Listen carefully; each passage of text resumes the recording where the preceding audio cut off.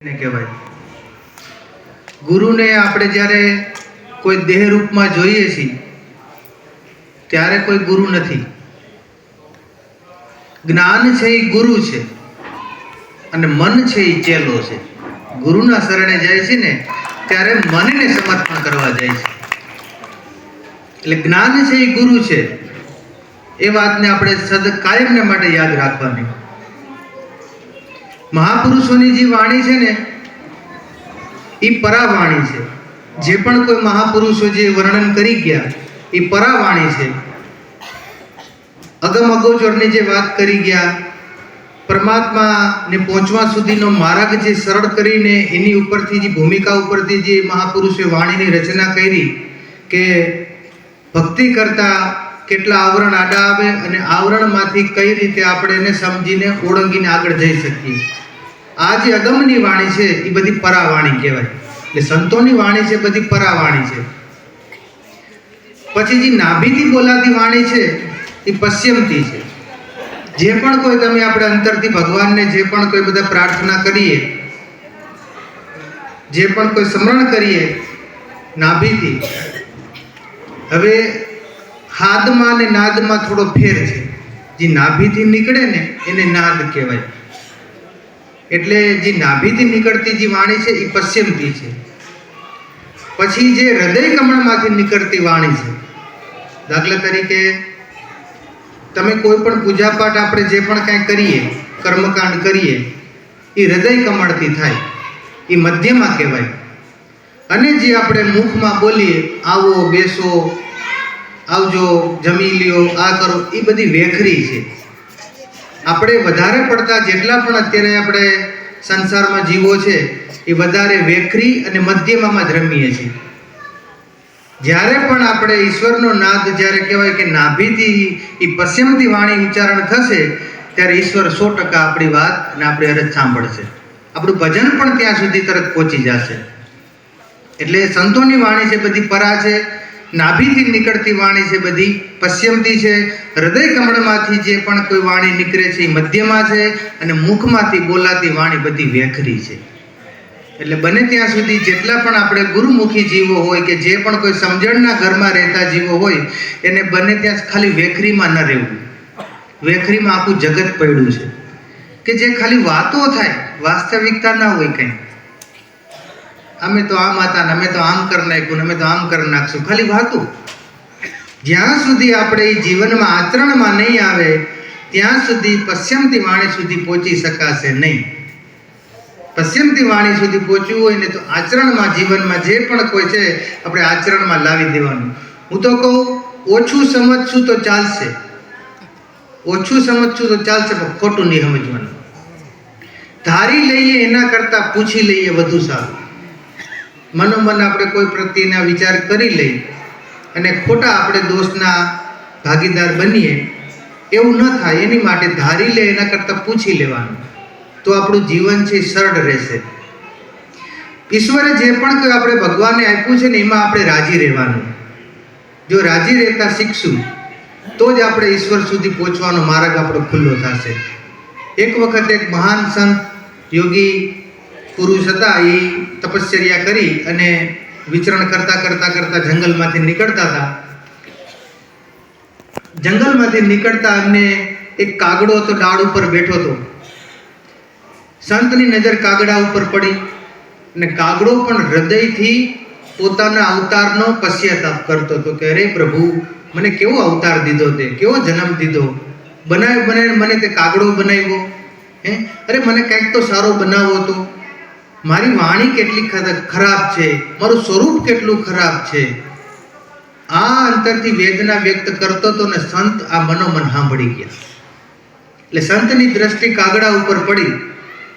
એટલે કાગડો સંતને હૃદયથી પ્રાર્થના કરતો હતો કે બાપુ, મહાપુરુષો મને આમાંથી મુક્ત કરાવો ને. એટલે બાપુએ કીધું કે બેટા, તું ખોટી છે ને, તું ખોટી આદિ વ્યાધિમાં પડમાં. એ કે તારામાં શું કમી છે? તો કે બાપુ, મારો કલર ખરાબ છે, રંગ સાવ મને ભગવાને ખરાબ દીધો, કાળો. પછી મારી વાણી જુઓ તો એટલી કર્કશ વાણી છે કે મને કોઈ સાંભળવા રાજી નથી.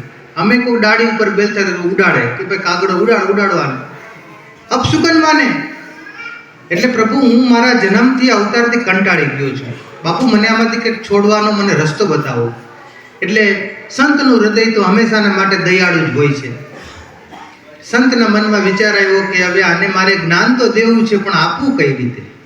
એટલે સંતે કીધું કે બોલ તો તારે શું બનવું છે, તને કયો અવતાર તને ગમે? એટલે વિચાર કર્યો. એટલે કે બાપુ આવું જ રાકા જગતમાં ભ્રમણ કરતો આવું, જોઈ લઉં સારો અવતાર કયો છે. બાપુ કે વાંધો નહીં બેટા, જોઈ લે, જે તારે અવતાર જોતો હોય ને એ હું તને અવતાર આપી શકું એમ છું, કેમ કે મને મારા ગુરુની સિદ્ધિ છે. પણ એકવાર જે પણ તને હું અવતાર આપીશ, પાછો બીજો જન્મ તને હું આપીશ, પછી પાછો તને હું જે તારે કાગડો બનવું છે બનાવી નહીં શકું. એટલે કે સારું બાપુ, વાંધો નહીં. એટલે કાગડો તો ઉડતો ઉડતો જોવે છે અને એક સરસ મજાનું માણસોનું ટોળું ઊભું હતું અને સામે પોપટ હતો. પોપટ એટલું મીઠું મીઠું બોલે, સરસ એનો કલર, સરસ ને બધું જોયું કે ઓ હા હા, મજા તો પોપટમાં જ છે. પોપટ જો બની જાય તો લોકોની ચાહના કેટલી મળે, લોકોનો પ્રેમ ભાવ કેટલો મળે આપણે, કે પોતાનું સમજીને રાખે. એટલે પોપટને પૂછ્યું કે પોપટભાઈ તમારે તો તમારો તો જન્મારો સફળ થઈ ગયો. તો કે કેમ? તો કે આટલા બધા પબ્લિક તમને માણસો જોવે, તમને બોલાવે, અને તમારા કલરમાં ભગવાને કેટલા જાત જાતના દીધા, પીળા દીધા, બ્લુ દીધા, લીલા દીધા, ગળામાં કંઠમાળા દીધી, સરસ મીઠો અવાજ દીધો, તો તમે આમાં ખુશ તો છો ને?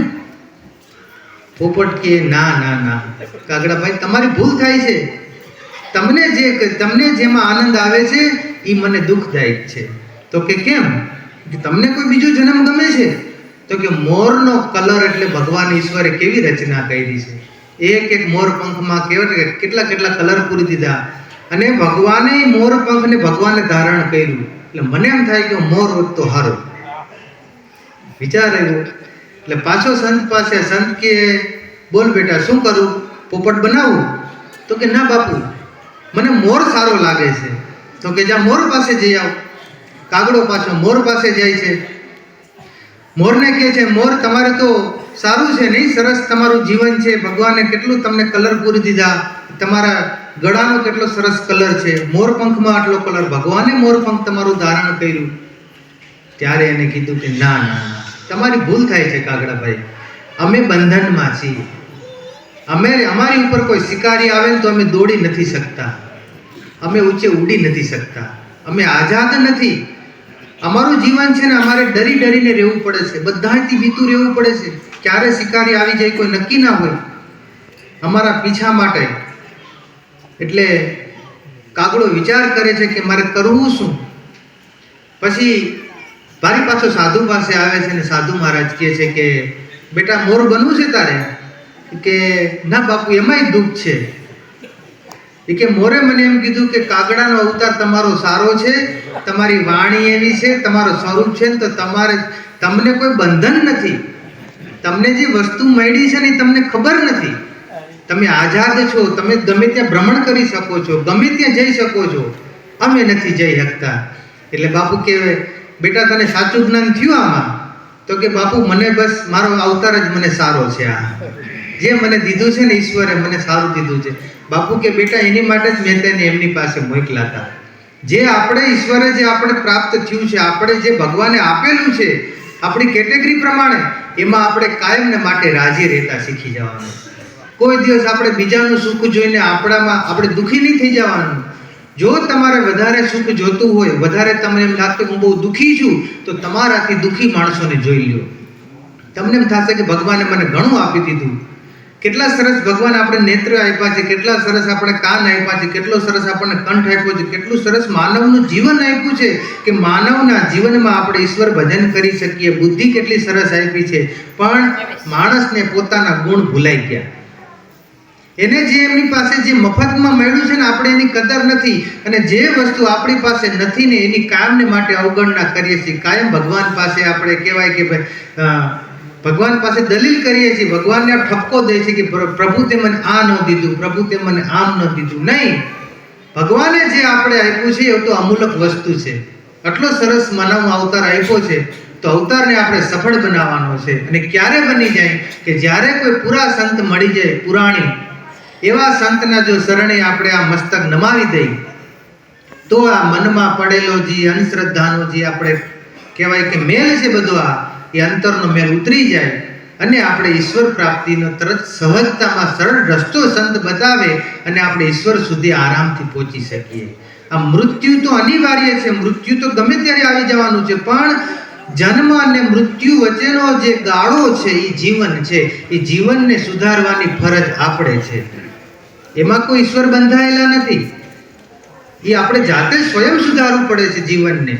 સંયમ, નિયમ, આચરણ, ભજન, ધર્મ બધું આપણે પાડવાનો છે. બીજા કોઈ જીવોને કોઈ ધર્મ કંઈ પાડવાનો નથી, એના ધર્મમાં છે જ. દાખલા તરીકે પશુ લઈ લ્યો, ગાય લઈ લ્યો, પછી કૂતરા લઈ લ્યો, પંખી લઈ લ્યો, એ પોતાના ધર્મમાં જ છે. એને ભરોસો સદાયને માટે ઈશ્વરનો છે. પંખીડા કોઈ દી દાણાનો હંગરો કરતા જોયા પક્ષીને કે ચલો ભાઈ ચોમાસું આવશે ને દાણા નહીં મળે, ભૂખ્યા મરી જશું, આપણું શું થાય? કોઈ દી ઉપાધિ કરી એને ભરોસો ભગવાનનો છે. એટલે ભગવાનના ભરોસે બેઠું છે ને એટલે કોઈ દી દુઃખી નથી થતું. અને આપણે વરદીનો હંગરો કરીએ છીએ ને તોય ઉપાધિ છે. એકવાર એક રાજા હતો ને, એ રાજાને મુનિમજીએ કીધું કે મુનિમજી તપાસ કરો છો ભાઈ આપણા રાજમાં આપણે ધનપાટ કેટલું પડ્યું છે. એટલે મુનિમજી કે ભાઈ આપણી પાસે ધન તો રાજા તમારી પાસે ઘણું બધું છે, અઠવાડિયાનો સમય લાગે. અઠવાડિયે ખબર પડે કે તો કે વાંધો ને, અઠવાડિયું દીધું તમને, પણ મને જવાબ હિસાબ પાકો દેજો. એટલે મુનિમજીને અઠવાડિયાનો સમય થયો એટલે મુનિમજીએ રાજાએ બોલાવ્યા. રાજાએ મુનિમજીને કીધું કે તમને હિસાબ કર્યો? તો કે હા રાજા. કેટલું ધન છે આપણી પાસે? તો કે રાજા તમારી 71 પેઢી ખાય ને તોય ખૂટે એમ નથી. કેટલું ધન? 71 પેઢી ખાય તોય ખૂટે એમ નથી. તો રાજા માંડ્યો રોવા. એટલે ઓલા મુનિમજી કે અરે રાજા, આ તો બહુ સારા સમાચાર કહેવાય કે 71 પેઢી તમારે ચિંતા નથી, 71 પેઢી ખાય એટલું સુખ તમારી પાસે પડ્યું છે. તો રાજા કે મારી 72નું પેઢીનું હું, એ કે ભૂખે મરશે. આપણે દુઃખ આવા છે બધા, વર્તમાનમાં નથી રહી શકતા, ભવિષ્યના વિચારમાં આપણે દુઃખી થઈ જાય છે. નહીં, ભગવાને આપણે જીવન આપ્યું છે, અમૂલક જીવન છે. બસ આને સરળતાથી શાંતિમય જીવન પ્રભુ ભજન સાથે વિતાવીએ તો જગતનો જીવનનો ભારે ન લાગે અને સરળતાથી જીવન પસાર થઈ જાય. બસ એ જ પ્રાર્થના સાથે મારી વાણીને વિરામ આપું. અસ્તુ. જય ગિરનારી.